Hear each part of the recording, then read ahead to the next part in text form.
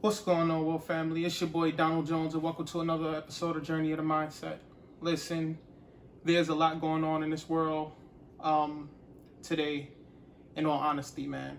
I'm very, very hurt by the tragedy that happened and that continuously happens in our communities with the relationship that we have with police officer and black males. I mean, you know what? In all honesty, in this case, black males and black females, because they're also getting killed by police officers too. I just want to make it clear right now, before the start of this episode, that I do not think that all police officers are bad. I think that there is a problem with the system. I think that there's a problem with the training, and I think that there's a huge problem with police officers that's not from our communities. And when I say our communities, low-income communities, are communities of people of color that come here and have this perception about how we are as a people. And when I say as a people, once again, I'm talking about people of color. I'm talking about black people. I'm talking about Hispanics. I'm talking about Jamaicans. I'm talking about Muslims. People come here and police here in our communities with their own views. So I just want to warn everybody right now that this is going to be a strong episode. This is going to be an episode where I'm going to express myself, express how I feel, and it's my views. So a lot of my 143 Speak followers, a lot of my Journey of the Mindset listeners may not agree with the things that I'm saying, but I'm just expressing to you how I feel, because I'm sick and tired of reading the news and it's the same thing happening over and over again, where black men and black females are being killed by police officers. It's really mind-boggling. Listen, when I seen that video of that police officer on George's neck for a full 9 minutes, that was barbaric. That was just ridiculous. That was uncalled for. That there's just nothing that can be said about what happened there. And when I first saw it, I was so angry. I was so angry, and I had something against police officers. I felt like they were all the same. I felt like they were all bad people. And I felt like there was nothing that nobody can tell me, because of what I seen in that video, that there's one good police officer out there. But as I calmed down, I changed my view. And for those of y'all that do know me personally, that do listen to my podcast, that has followed me since I've started a blog, I am a man about peace. I am all about love. I am all about teaching lessons through love, not teaching lessons through violence. So there's a number of topics today that we're going to touch on. We're going to definitely touch on the protest. We're going to touch on the history of what the hell is going on out there with police officers and the lack of communication in relationships with the communities that they serve. But I want to give you guys some of the experiences that I had in interactions with police officers. And once again, I'm going to say this again. These are my views. I am not saying all police officers are bad, but there are bad people, bad police officers in these police departments that makes other police officers look bad. So I just want to be clear with that right now. I will never forget the time that I had just dropped my friend off in the Bronx. I grew up in the South Bronx, and I just dropped my friend off in the Bronx. And I pulled off, and when I pulled off, I turned the corner, and these police officers pretty much swung their car in front of my car. Now, I didn't see the police officers that was in the back of me. I didn't see the police officers that was on the side of me. All I seen was this gold car that had no type of identification whatsoever that these were police officers, hop out with their badges showing on their chest, their bulletproof vests, and they were plain clothes, and they had like a wristband around their elbow. And it was a color wristband. The color was green. I will never forget this. And this was when I was a teenager. And they hopped out, and one of the police officers started banging on the driver's side window, while the other one tried to open up my door on the passenger side. Now, mind you, I did not see the police officers on the side of me or the ones in the back of me. I only was focusing on the ones that came out of the gold car that was in front of me, that pulled in front of me. And they got my passenger side door open, and I was like, what did I do? What did I do? And they're yelling at me, telling me to get the F out of the car, get the F out of the car. I wound up unlocking my driver's side door because at the time I was driving this beat up Nissan Quest. It was a black minivan Nissan Quest, so all of the doors didn't lock. So I unlocked my driver's side door, and the police officer on my driver's side tried to pull me out and kept saying I was resisting. And I'm like, I'm not resisting. My seatbelt is on. And the police officer that opened up my door on the passenger side kept trying to push me out of the driver's side while I'm also being pulled on the driver's side by the police officer that was on that side. I'm sorry if I'm confusing you, but just bear with me.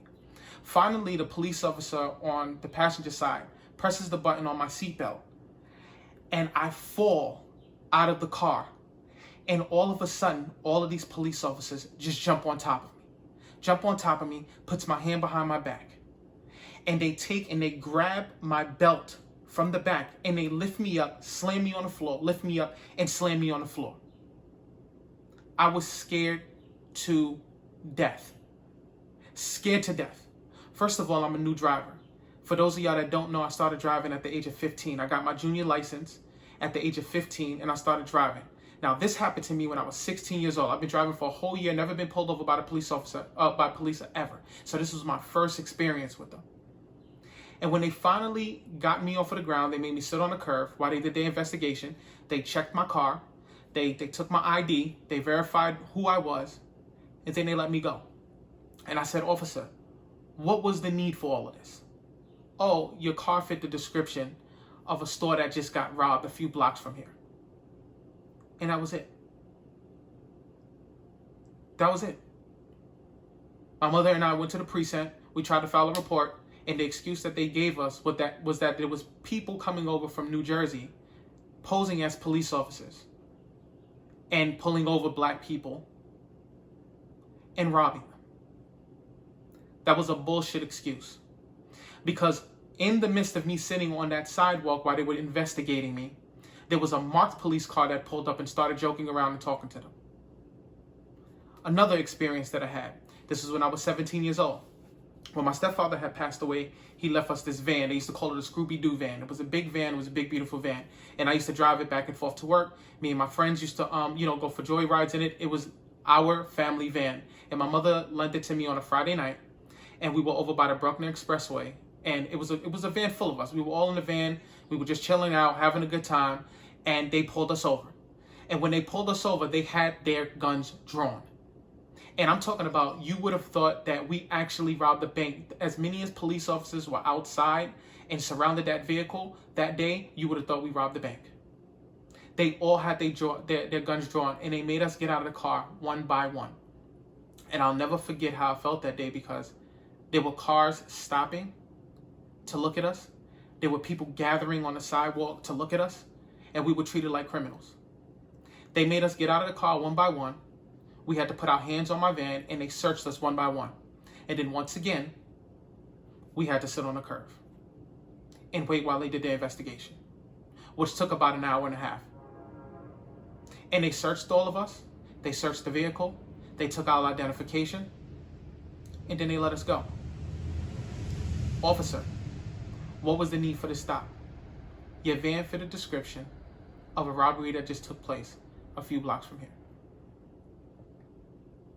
When I was 18 years old, I will remember sitting down on a stoop with my friends, and these guys used to come over to us and ask us all the time, can they buy weed?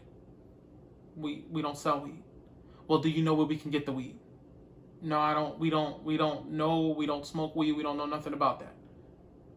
We weren't stupid.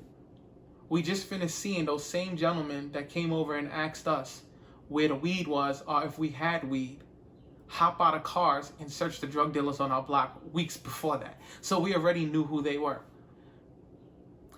I grew very angry towards the police.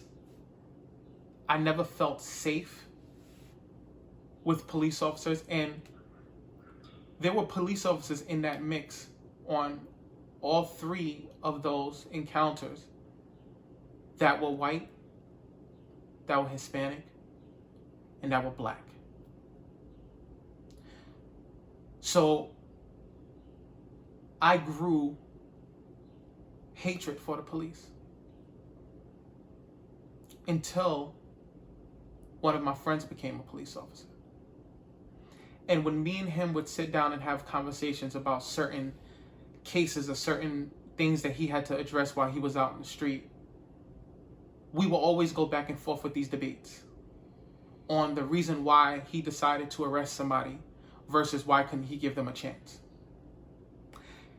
I realized that most of the interactions that we have with police officers are never during a positive time. It's always during a negative time. Either we're sick, either we need them because we've been robbed, or we're being pulled over by them. It's never on a common positive ground where we're interacting with these police officers. And it took me a very, very long time to understand that the way I felt about police officers, I was justified because of the interactions that I had with them. But I was also scared of them.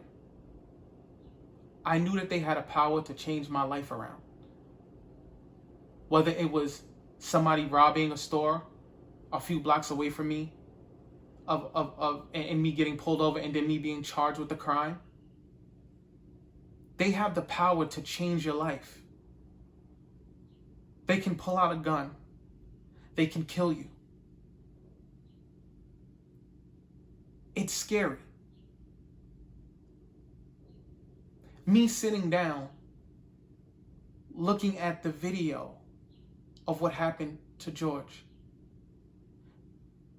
Me sitting down and looking at things on social media about people that have been killed by cops, beat by cops, even during a protest, people getting pushed, slammed to the ground.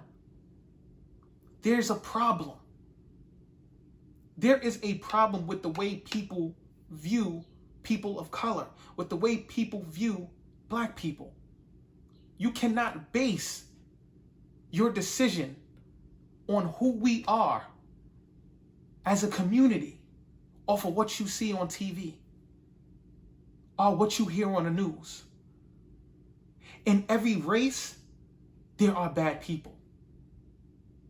But you cannot make up things in your head just because of what you see on TV or in movies. So I say this to say this. The only way change happens is by people uniting. And when I say uniting, I'm not talking about just Black people uniting together. I'm talking about all races, human races, cultures, religions, coming together to make a stand. Every race has racist people in it. Let me make that a fact. Every race has racist people in it. And the problem is that we don't communicate with each other much. When you go into different communities, you see either a race, a certain race only hanging out with their race. You'll see a certain religion only hanging out with their religion. And we need to mix more. We need to have conversations more. I was having this discussion the other day and I said, I don't understand how another person can hate you, not even having a conversation with you, but can come up with their own judgment of you and say, you know what, I hate you just because of the color of your skin. That I never understood. But the question that I ask is this a learned behavior? I've been doing some reading. I've seen studies where kids will play with other kids from other races, but they're not looking at color.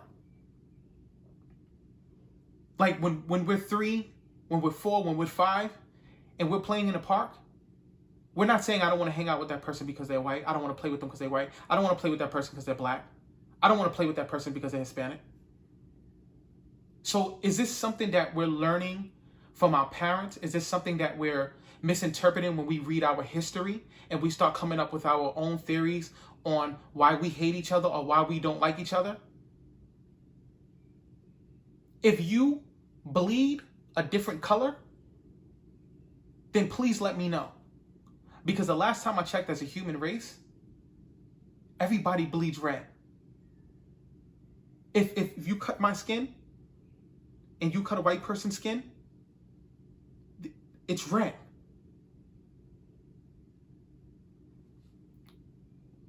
The only way the change is going to happen is through people uniting. This protest, I can see where the negative stuff is starting to overshine what the main purpose of the protests are about. But let me be clear on this. The looting, the burning down your own communities, the allowing people to come from other communities to come in and loot and start things up, and other people, because that's something I want to say right now, okay? Because I understand that people are saying that there are people coming from other communities and they're starting this havoc, they're starting all of these this violence towards police officers, they're burning down the stores. I understand that 100%, and I totally 100% believe that. But let me say this. There's a design where they say, I guarantee you I can go into this community, I can break a few windows in a store, and some of the people from that community will jump on board, take advantage, and go in and start taking things from that store. That's where we need to say, no. You're not coming into my community to burn it down. You're not coming into our community to break these store windows. You have to stand up for your community, man. You know who belongs there and you know who don't. We have to get smarter together, not smarter separate. We need to have the conversations together, not have the conversations separate. We need to protest together, not protest separate. This gentleman told me during a conversation that I had this week that the only way that this changes is if white people stand with us, is if white people take the lead and say this is an injustice system and something needs to be done about it now. And I had a problem with that statement at first, because I'm saying to myself, me being angry, remember what I said in the beginning of this podcast, I was very, very angry, and this was my mindset and the way I was thinking. The problem that I had with that statement is, why do white people always have to lead? Why can't we just do it on our own? And they listen because they believe and they see too. And I'm talking about the government. I'm talking about the people, the shot callers, the people that are in charge of making change. Why can't they just see what's going on, hear our voice, and make a change? And when I thought about it, and after me giving my feedback on the comment, the gentleman was right. What did Martin Luther King stand for? What did Malcolm X stand for? What did Rosa Parks stand for? They stood for freedom. They stood for change. We're going backwards, people. We're not moving forward. Everyone together. Divide and conquer. That's the way the world has designed it to keep power, is by keeping people divided. The only way we move forward is together. United is power, is strength. It's a rainbow. Black, white, people of color, religions, all coming together, taking a stand and saying no more. No more. We have been fighting for years, for decades, for centuries. It is starting to become tiresome. People are fed up. We are bleeding. We are dying. We are angry. But we have to do it together. We need more people of color in higher positions. We need more people of color as politicians. We need to make this change together. We need to become smarter. There are people in this world that like to see races divided. There are people in, man, let me say that to you. Let me say it again. There are people in this world that like to see races divided. Let me explain something to y'all people. There's only one world here. There's only one world. We are all in it, and this is a temporary stay. We're not in this world forever. But what matters is what you came down here to do, and how you left an impact. That's what's going to matter. So for my protesters that's out there, continue to walk, continue to march, continue to yell and scream and make your voice heard. Because I personally believe that it's going to be a huge change in history. And for the people that are out there trying to cause havoc, that are burning down communities, that are looting, well, let me just say this to you. No matter what you do, justice will be served and change will come. Believe it or not, this world is not controlled or run by evil. It's just that people are entertained by it. This world is ruled by love. It's moved by love. It's changed by love. The people that are out there protesting, they have love in their heart. They are making change based off of love, not hate. They are angry and fed up. But that's because they love themselves. They love this world. They love this country. And they would love to see change that we will get.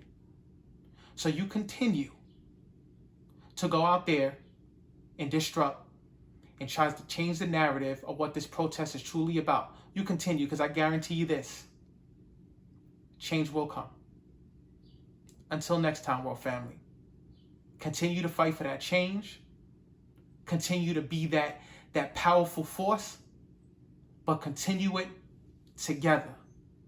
Divide and conquer. But unity is power. Change will come. I love y'all.